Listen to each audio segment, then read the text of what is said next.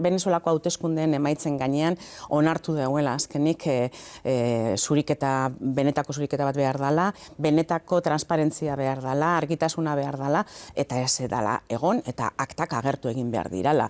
Esan nahi dut, hau bai dela, euneko eunean eurek esandakoa apur bat aldatzea, ez da? EH Bilduko eta sortuko batzuk ikusi gendu zan, nik hauteskunde turismoa deitzen doan hori egiten, ze hori esan izan artekaritza bat, esan izan ikuskaritza serio bat, nazioarte mailan hauteskunden gainean egiten da ikuskaritza oso serioa eta beharrezkoa da hainbat herritan, eta nik uste dutenen ordezkaritzak ez ebala hori egin.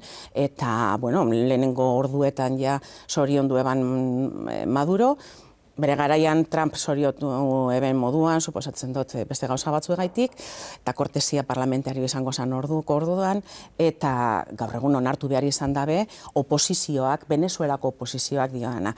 Beraz, egun batzu pasauta kuriosa da ikustea, EH Bildu eta Venezuelako oposizioa alde berean.